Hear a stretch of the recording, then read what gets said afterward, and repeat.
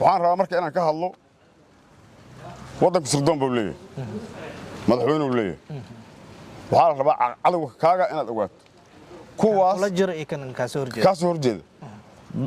sirdoonka Soomaaliya wuxuu og yahay meesha cadawgaas laga soo diray hadda hebel ma lahayo laakiin wuxuu og yahay ninka la qabtay oo cadeymaha lagu hayay qoran soo dirtay waa yaqaana waa kama aysan dhamaan kuwa maalinka Soomaaliya in la dilay lacagta ku bixinay oo dawladda shayaha wali Soomaaliya kama aysan dhamaan kulli wixii sirdoonka Soomaaliya og yahay ma aaminsan inuu madaxweynuhu og yahay ma aaminsan oo og yahay waxaa la waxyaabaha saas marka waxaa shaqaas kale waliba sirdoonka Soomaaliya Abdullah Ali Sambro shaas kale waxaa la rabaa waxyaabahaas inuu soo afjaro dadka gudagalo ogaado dawladaha ma taqaanahay ku maqan Soomaaliya inay ma taqaanahay ay hormarta diida iyo kuwa inay wax u galaan rabo horta in kala saaro waa rabaa taas waa taas tan labaad waxaa jira qabiil isdilay oo solash waliba hadda saddex gobol ku sheegay markaan ku sheego wax yar maahan inta kale waa dad saami ka dhaxeeyo marka saaka Soomaali markay wax qaybsanayso qaybkooda Soomaali ma qaybsa ayagoo qaybkooda soo socda inta loo soo dhiibay aan la yiraahdaa inta waa intiin marka intay qaataan qaybsadaan meesha ugu markaan soo qabtay markii la yiraahdo xildhibaanada waxay ka qaateen ninka la yiraahdo xildhibaano 63 xildhibaan tan walaalaynaya reer hebel inta ha qaataan ku qaybsadeen horta waa dad aftriskood inta soo jiro haddana ayadoo aftriskood inta soo jiro ay isdilayaan war xildhibaankan federaalka Soomaaliya ugu jira qabiilka inuu ka soo doorto shalay waxay u doorto waxay ahayd inuu ayagana kala celiso dawladda ayaga u dhaxay war xildhibaanka aan qabiilkiisa oo qabiilka la dhashay oo kale maalin kasta gardarrada ku weeraray u taagan aan dhigi karin talaabo lama qaadi karo wixii talaabo sharci darro qaadana ma taqaanahay talaabadaas laga qaado oo dawladda ku qaadaan dhigi karin ma moodaa inuu soo mitin qabiilkaas oo nin mushaarkiisa fiirsado qof mushaarkiisa fiirsado ma moodaa waxaan dhilaay taas waxaan u dirayaa xildhibaanada baarlamaanka ma ahan ujeedka shalay inuu soo doortay in ku dhaqaaleeyay in aad mushaar ka qaadataan dawladda ama aad ka qaraabataan maahan wax dadka aad in soo doortay in soo doorteen waxa la inuu soo doortay waxay ahayd in aad dadka aad wax tartaan haddii qolo qaldan oo jirto aad qoladaas si wada jira wax uga qabataan haddii dawladda xaggeeda wax ka jiraan aad wax ugu doontiin horta hadda mushaar iska qaadataan sida aad ku joogtaan wax ka bedela waqtigiina waa yaray waxaa kaloo dheer waxaa jira wasiiro war wasiirkan qabiilkan shalay dawladda u magacawdo matalow ma waxaad caalamka u sheegay ama dawladda Soomaaliya u sheegay in aad beesho adigu aad matashay oo qoryaheedii iyo wixii midiyeedii inta sideetay qolo kale oo dhalato dariska Allah ku duulay inaad dhihi karin war ka jooga ma taa wax suurtagal ma aaminsan wax suurtagal taa waa haddana ayaga wasiirada ay soo wadaan ama xilbaanadu ciladaas wadi waxaan rabaa ayadana war saas maaha waxa dawladdu inuu dooratay oo dadku ma tashaanayo dib soo laabta taas waa ayuu waa midaas midda labaad waxaan rabaa aad ninka yiraahdo midda ciidanka markaan galo taliyaha xoogga dalka taliyaha booliska taliyaha nabad sugidda ma ahan kama ahan taliyaha boolis iyo taliyaha nabad sugidda iyo taliyaha xoog kama ahan gobolka Banaadir Soomaaliya dalku idilkiye Soomaaliya idilkiye mas'uuliyadda ka saar waxaan leeyahay sida hadda wax ku socdaan dadka lagu ma kala cili karo dadkuna wariya kala leexda ku kala leexan maayaan dadka waxaa la rabaa dad baa matala hadda ana qabiilkan soo jeedaa markaan dad baa matala ku leeyahay ugaasi iyo waxa jira waagi hore oo hadda ba jira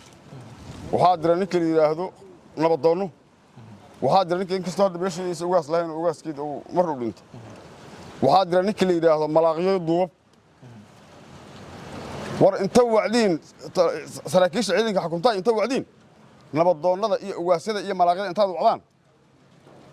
go'aan la yeesha dadku kala leexda ku kala leexan maayaan dadka xitaa loo kala yeero oo qoladii xid gudubto qolo kale ku xid gudubto ku duusho talaabada gacanta la qaado talaabada dawladda ka qaado talaabada waa dirjirto waa dawladda gacan ka hor siyaad ay dirjirto dadku qabiilahan way soo warar jireen laakiin maxaa talaabo lagu yiri marka qolo ku duusho waxay sameeyay jirtay inta dabaabadkeeda ciidankeeda ka xasato qoladii wax ku duusha hadii dad la arkaan la soo kaxay jiray hadii ma taqaanay duunyada xoolo la arkaan laga soo kaxay jiray wala soo marduug jiray waxa dhanaa la soo daway waxa la soo kaxay jiray waxa waa ujeedka uu soo kaxaysay waxa laga yaabaa midaan wax geysan in asagina la soo xiro wixiisina laga soo xiro oo halkaayna laga yaabaa laakiin waxay u kaxaysay waxay ahaaday dadku waxa ku cuslaahay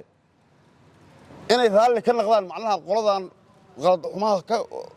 u xumaan waddo kale oo qabiilka kale ka soo dilay ama ku dilay ay bari ka noqonayaan haddii qofku wax tala ka diido waxay awoodaan qabiilkaas aan ay dhib soo gaarin inay dhahaan dawladday noo imaaw waxa wax dilay waa gayla wuxuu degan yahay meel hablo wuxuu ku dhuntay meel hablo oo ciidankii dawladda u fududaysay gees oo fududahay waxaan ka halmaamay saraakiisha aan magacaabo ciidanka xukunta gudoomiyaha maxkamadda oo ciidamada xoog maxkamadda gudoomiyaha ciidamada xoog waxaa laga rabaa inuu amar bixiyo xukunkooda oo dadka falkaas geysto qaladaadka noocaas geysta aan inta la soo xiro aan waxba loo fiirin barti ay wax ku geysteen inta la geeyo xukunka lagu fuliyo dadka waxa isku diraa waa qofka dad ama dad dilay ama qof dilay la soo xiraa xukunkiisu waa dheeraha racfaan u qaadaha oo yeel racfaanka uu qaadan karaa qof dilay ma ahan qofka uu dilay qof xabad uma fakar qof bareer uu dilay uma macna qofka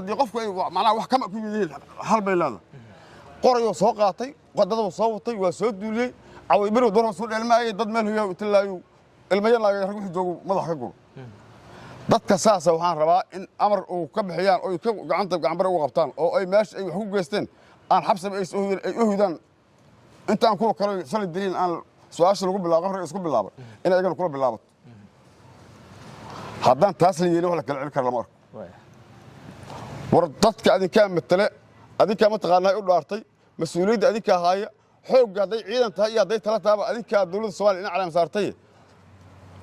meel hoosaha macnaha mataqaanaa ha u qaadanina waxa jira gacan bira ku qabta go'aan ka gaara taasna waxaan leeyahay saraakiishaas midna waxaan leeyahay falkii maal dhuweed ka dhacay meesha la yiraahdo albaraf wax aad looga naxay ahayd waxaan Soomaaliya ka dhicinay ahayd waxaan leeyahay horta askarti xoogga dalka oo meeshaas ku baxday dadka ehelka ahayna sabir iyo Allah ka siiyo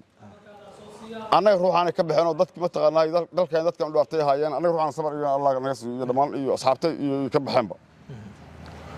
waxaan leeyahay qoladii askartaas ay qabiil ahaan ka baxeen iyo qoyskii qaraabadii askartaas horta soo laaban maayaan hadda haddii 300 qof oo dawladdu dishay iyo haddii ma taqaanay qabiilkii nimankaas ka baxeen ay duulaan ay ku haybtay soo laayaan horta wiilashina daafay soo laaban maayaan horta ayaga Allah naxariisto waxaan rabaa in ay yaqiinsadaan nimankaanu ayagoo xabiib iyo caloosha bartood ku ah 120 habeen ku jira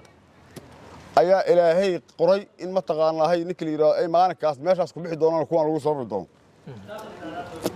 horta yaqiinta ilaahay saas ugu qalcaan dawladda Soomaaliya iyo saraakiisha aan magacaabana waxa laga rabaa ninka la yiraahdo hadday shab u galaan ha looga dabagalo hadday qabiil ku dhex jiraan ha looga dabagalo inta la soo qabto meeshii ay falka ka geysteen hal la keenay ha lagu maxkamad lagu xukunkooda ha ahaado in meeshii la dhigo oo ciqaab ay u noqoto qof waliba waxa sameeyay tusaale u noqoto qof walba iyo dadka deegaankaas si kale u kala joogi maayaan ayaan hore waxaan maqlayay deegaanadaas ereyadaas meel ah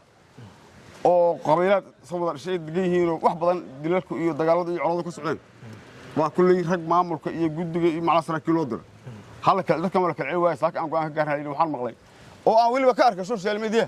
in cagaf la keenay la yiriyay wadooyin hal dhaxmarsiyo dadkiis dagaashnaa inta meeshan reer hebel Soomaali Afrikaan reer Soomaali Soomaali Afrikaan war dadkan hadday wadooyin cagaf la marsiyo ay ku kala joogayaan waxay ku kala joogi lahaayeen Ingiriiska iyo Talyaaniga soo beenaadka oo Soomaalida u dhigay oo aan aaminsanahay inay soo dulmiyeen sababtoo ma jirteen haddaan soo beenaadkaas Talyaaniga iyo Ingiriiska ay sameeyeen reer hebel mursal meeshaan u leeyahay iyo ma taqaanaa habar girmaan leedahay reer hebel ma leedahay ma jirteen dadku wax deganaalaha marka dadku wadooyin la dhaxmarsiyo ku kala joogi maayaan dadka waxa kala celin kara sharci xoog leh sharciga xoog gala dadka ku kala celiya taas waa taas meesha kaliya ma meel kasto inta kamid ah waxay ka jirtaa galmudug ka jirtaa wax ka dhaxaya lama arko war dadka kala celsha oo ballankii aad sal u dhaarateen saraakiisha ciidanka xukuumada ama booliska ama military hay amar ka soo saara kala tashada amarkaas waxaad kala tashatiin ugaasyada labadoonnada iyo dhaqanka kuwa talabeelahaas beel walba inta u yeertiin oo gogol u dhigtiin saaka kadib qoladii meeshaas dhaafto saas yeesha saasaan uga bedeli doonnaa iyo si la eedin ha loo cadda